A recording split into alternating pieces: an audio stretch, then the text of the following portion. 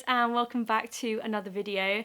Today I'm doing a very requested video. I can't emphasize that enough. I'm talking about how I got all of my work experience. I've done over 30 positions of work experience whilst I was at university in loads of different sectors. So today I wanted to share how I found out about them, how I applied, and then which ones I got, which ones I didn't, and then which ones I did, and just basically say like how I got all my work experience, and hopefully that will provide some insight for you guys wanting to apply to get a good work experience too. So without further ado, I'm just going to split this video into two parts. So firstly, I'm going to talk about the things that helped me get the work experience, and then I'm going to go through all the things that I got, the things that I applied for and then didn't get, things that I actually then went on to do as well, just so you can see that I also got rejections. It's not like I got a yes every single time, and how I've learned from those rejections. Yeah, and basically just go through all of the work experience things I applied for and what they were and why I applied for them. So before we jump into that, I just want to add like a little disclaimer at the start of this video to say you don't need to have 30 bits of work experience. I just wanted to do that because I had no idea what I wanted to do. I was studying for a law degree at the University of York, and I realised pretty early on that I didn't want to be a lawyer, but I was trying to convince myself that I wanted to be a lawyer, so I did a bunch of law things and then a bunch of, things in other sort of fields like banking, finance, HR, civil service, teaching, marketing, media, those type of sort of industries. So I basically tried anything I could get my hands on, but as I said, you do not need to have 30 bits of work experience. I would say throughout your 3 years of university, 5 to 10 is like decent, like as long as they're in different fields. And that's another thing, it's really important to note that you need work experience in different fields to kind of show your employer that you've tried other things and that you did or didn't like them for such reasons. I think personally it really strengthens an application rather than having like 10 things that are all in the same industry, all the same role, just at different companies, because it doesn't really show that you've tried new things, and it just shows that you've just done that one thing, pursued that one route, and they'll just ask you, well, how do you know you don't like X or Y? And you can't really answer that if you haven't tried it. So yeah, 5 to 10, that's all you really need over 3 years. And in my opinion, that's not difficult to get if you hustle for it. So I'm just going to share the tips of how I hustled for it basically. So firstly, the things that helped, I would say the best thing to help you get work experience is just to be aware of what's out there. So I primarily relied on the emails that I got from our careers and employability tutor. So at York in the law school, we were lucky enough to have a designated guy who just handled work experience for us and basically getting us jobs. So whenever he sent emails through about such opportunities going on, I would always like make note of them and then make note of the deadlines and kind of add them to the list of what I wanted to do. So I would say half of the things I got were from him. Big up Chris. But also be aware of what's going on if you're interested in a particular industry and you don't have somebody in your department that forwards emails to you all the time. Just going on, websites that collate all of that information. Basically, for whatever industry you're going into, there'll be an equivalent website that will basically detail all the work experience opportunities available in that field, and just basically keep an eye on that. Or if you're interested in particular, big companies and businesses, then, keep looking at their web pages every so often and see what opportunities they promote. So that's kind of just a good way to know what's out there, keep your eye open for anything, and as soon as something comes up, jump on and apply for it. So secondly, and one of the major things is having a good CV and covering letter. These are things you normally have to attach with every application for work experience. They might have a separate application detailing questions of why do you want the role and XYZ, but you normally do have to upload a CV and covering letter too. If you want a separate video on how I structured my CV and covering letter, please let me know in the description. But basically my major tips for a CV and covering letter would be keep it short, under 2 pages. You want something about your education, something about your experience, something about what skills or qualifications you have that are outside of, your education. For example, whether you're proficient in certain softwares or whether you have first aid qualifications, things like that. And then I normally also include like a little hobbies bit at the bottom, basically just detailing achievements that aren't necessarily specific to the job I'm applying for, but basically show that I'm more of an all-rounded person. And in terms of the experience section, I normally just do bullet points. So I would have like the job role, the company, to and from dates, and then 2 or 3 sentences max per job to basically say the roles that I had and what I learned from them. The major thing that I see that's wrong with a lot of people's CVs is that they're so long. They have big paragraphs for each job they had because they've only had 2 or 3 and they want to bulk it up, I guess. But it's just draining to read. They won't bother reading it and it just looks like a bad CV. So don't do that.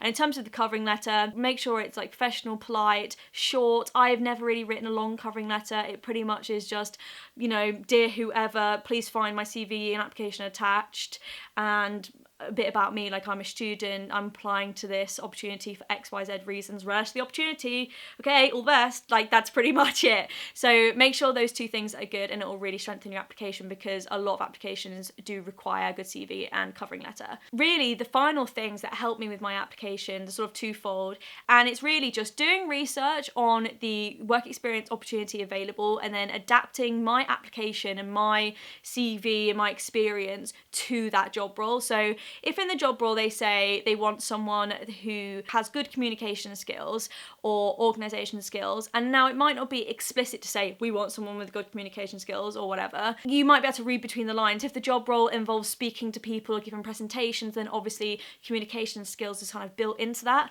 So if a work experience opportunity featured those, then in my application I would make sure that I mention my communication skills, what work experience opportunities I've had prior, and basically say how I've developed my communication skills in my previous positions and how that experience would help me in that role. And basically do that for everything they mention, or if there's too many, top 3 or 4 things they mention in the advert for the work experience, and then put that into the application.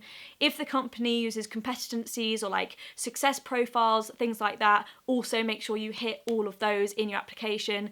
Now you might be wondering, oh, but what happens if I don't have loads of work experience to tailor my sort of application to? There'll be a lot of experiences I can guarantee that you've had in your life that you'll be able to use, whether it's at school or university, whether you're working in a group or independently, whether there was a situation that you've learned from, whether it's in a society or an after school club, whether you had a part-time job at pub or McDonald's like I did. You'll be able to use all of those experiences for your applications. Don't just limit it to like proper work experience things you've had. There are so many things that are relevant that you can mention in a work experience application. It's just about picking the right ones and matching them to the advert for that work experience. And then really the final thing is just trial and error. As you'll see shortly when I read out all the ones I applied to and all the ones I got, like in the beginning, I pretty much only got 50% of the things I applied for. A lot of times I got to interview but just didn't get the position. So, you know, it is just trial and error, and I always make an effort to ring them up afterwards and ask them why I got rejected or what I can improve on. I went to CV workshops, application workshops, just to try and make sure that I really could write a good application for that specific bit of work experience. And then towards the end, in my final year, I pretty much had like a 90% success rate. So it shows that trial and error eventually pays off, and now I can pretty much apply to anything, and fingers crossed, touch wood, there's no wood here, that I'll get it. So now I just want to go through all the work experience that I've had previously and how I kind of found out about it and what it was like and why I didn't get it if I didn't get it. Okay, so since first year I've kept this big list on my phone. You can't see it, but you know, I'll put it on screen and I'm going to just read through it. So in first year I applied to 21 things and I got 10. So like less than 50%. And one of the first things I applied for was a scholarship with Hogan & Wells, which is a law firm. Didn't get that. And then I applied to the police commission. I did that throughout my 3 years of university. Loved that. The application was quite a lengthy one too, because you had to say like why you wanted to do the volunteer position. And now I must say it was a volunteer position rather than work experience, but I was then able to use that volunteer position and the things that I did within it to then sort of apply to future work experience things. Then I applied to another scholarship. Didn't get it, and then I applied to a mentorship scheme with Clifford Chance and another one with Walker Morris, which I didn't get. I remember the Clifford Chance one I got an interview and then stuffed the interview. I've spoke about that previously on the channel. Then I did, it says here, EDIP Civil Service Help Guide. I mean, basically what that was like this mentoring thing with rare recruitment to help me get on to the civil service EDIP scheme, which is what I used when I first got on, and the knowledge I gained from that helped me when I applied to SDIP and so on and so forth. But you know, that was a really good scheme, and I found out about that through my university. It was funny because I found out about the rare recruitment help scheme through my university, but I didn't actually find out about the actual actual EDIP scheme, which is what the help scheme was for. So I kind of found out about it a bit backwards, but that was that. Then an Owen Mitchell mentorship and the Ward Hadaway mentorship. I did those in my first year. Basically, you got a visit to the office and then weekly correspondence for I think 3 or 6 months with a solicitor in a chosen field, and then you had the opportunity to do work experience at the end of that if you wanted it. And I applied for those via a application form. It pretty much just asked why do you want to do law and what you want to get out of it. It was very basic. Here I've got CSA member. So in my first year I was the photographer and videographer for Constantine College in my university, and then I was a student switch off ambassador, which basically was a paid position where I would promote climate change on campus, go around, do social media posts, and that again was one of the first sort of marketing roles that I did that then helped me leverage other marketing roles down the line. Then obviously I did the EDIP civil service scheme, which is one of the best things I've done. I applied to a DLO Piper scholarship program, didn't get it, but then I applied to Sorter in my Inside Day, which is recommended if you do law because you only need to apply with a CV and covering letter. When I applied there was no application involved, which makes life so much easier, so I got that. And then there was loads of things I didn't get. So didn't get the Clifford Chance Springboard scheme, absolutely flunked the critical thinking test. Didn't get too many pupilages. They were with really, really big chambers and I was literally 3 weeks into my my degree. At HSF, 2 schemes didn't get, but then I did get a few things that were Crown Court pro bono work, which was really fun, and then also CPS shadowing at the courts in York, which was also really fun, showed a different side to it. And then also the ISC Washington, it was basically an international study centre where it's applied through my university and you got to go to America for 2 weeks and network and do a course and all of this. Didn't get it. So yeah, that was fun. That was first year. So as you can see, it was pretty much a mix of yes and no's, and I feel I learned a lot from the no's to help me in second year. And as you can see on on the list already, in second year I got a lot more, and so on and so forth. For my third year the rejections were so much less, which is lovely. So in second year I applied to be the BCLP brand ambassador, got that. That was just through an interview, and I think you just had to say how you would rebrand the firm or something along that line. The civil service brand ambassador I actually got because I got, not headhunted, that's not really the right word, but when I was doing EDIP they were oh, you do YouTube, do you want to come and do it? And I did it. Then the on-campus promo ambassador, basically a lot of the things I did in my second year were ambassador work because 1, it's paid, 2, it's flexible, and 3, it practices communication, organisation, time management skills as well as marketing skills. 4 things that basically could leverage me into any direction of career.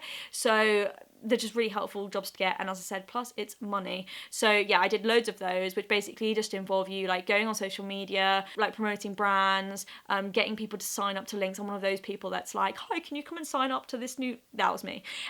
So yeah, then I did the Clifford Chance mentorship again, and I got that the second time because I stuffed the interview the first time.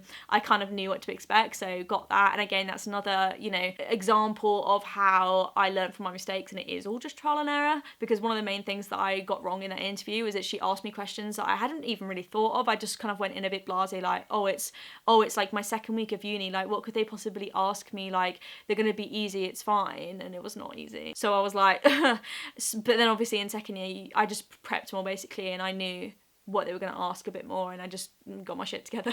Got a mini pupillage, then I obviously did SDIP, the civil service again, great scheme. And then I got an award, which you kind of have to apply for at York, and then you write this massive long application form about why you should get the award and all the skills that you've learned and all the opportunities you've done and blah blah blah blah blah, and then they pick you whether you get the award. So there are also things to note that if you do loads of work experience and you do really get involved at university, if you have awards like I did at York, you can then use all of that to beef up your application and get the awards, and it just looks better on your CV, especially if you want to go on to further education, postgrad. Awards, just to seal the deal, it makes it look a little bit nicer. Then I applied to a scholarship, didn't get it. I applied to be a student ambassador of the uni. I was a student ambassador for my law school. I forgot obviously to put that on the list, but I pretty much did that from day dot. But the student ambassador for the uni, I got to the interview. It's one of these things that vexes me to this day. I got to the interview and we'd all finished the tasks probably 15 minutes before the timer was up. So then, because we were in 2 groups, our group was finished, so me and this other guy from the group were well, we've done. So we went across the other group and were hey, what are you doing? Do you need help or anything? And they were do not do that, you're like distracting the other people. And I was like, sorry for helping. So yeah, I didn't get that position. That's why it annoys me, because I'm like, it's such a annoying reason to not get something. But yeah, then I did a research position with my lecturer. I had to apply to that directly to like my professor, and then they just picked who they wanted. And then I was a stick, which is second and third year contact, which I did my final year. That just involved like an interview and an application form, I think, to basically say like, are you going to be the life and soul of the party but also responsible? Yes. And then finally, the BCLP work experience, which I got through being a brand ambassador. I did it in mergers and acquisitions in corporate finance, and that was also a really fun time. I really liked that. And again, brand ambassador experiences, if you do law, are a really good way to get your foot in the door for work experience. So there are the things I did in my second year. I did 12 and I didn't get 2. So the odds are more in my favour. Third year, then I did a Barbie brand ambassador scheme and legal cheek work experience. But basically, those 2 things I didn't apply for. I know loads of people always ask me, how'd you get the Barbie thing? Like, I didn't apply for it. They asked me to do it. So it's a little bit different. It's just more if they knew who I was and thought I'd be a good fit for the role, which is great. Those 2 things are more unconventional work experience because they asked me to do it rather than me apply. But then after that, I applied to do my hospital volunteer role, which I spoke about before in videos, and that was one of the best things I've done at York. I really loved that role. And alongside that, I also did a speak with IT role. So basically that involved me going into clients' homes who had dysphasia and basically helping them with computer programs in order to regain their speech. And that was a really, really rewarding bit of work experience that I did, and also helps me to get into med school. And obviously I applied for my masters. I'm still sometimes shook that I applied to 1 masters and got in. Imagine if I didn't. I know I say that every time, but imagine. And then I did Next Step York mentoring. So I found out about that through the main university, and it involved me going on an online platform throughout the lockdown and basically talking one-on-one with my mentees who were, I think, 16 to 17, and then basically helping them with their university applications and helping them apply to uni, basically, was what it was. Then I did the legal design sprint, which was a competition, but we had to like put our names in order to put a team together. So I guess that's kind of more sort of work experience, not really.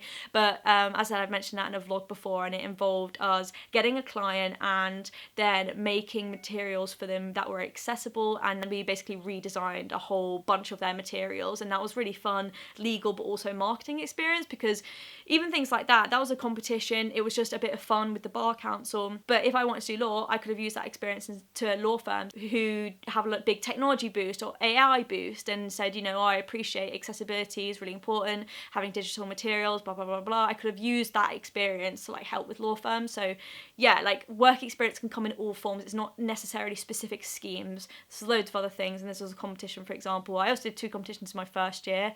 One was like an advocacy competition, and again, that's obviously helpful to use. And another one was a like vlogging competition, naturally. But again, they're things that I can use. So I did those.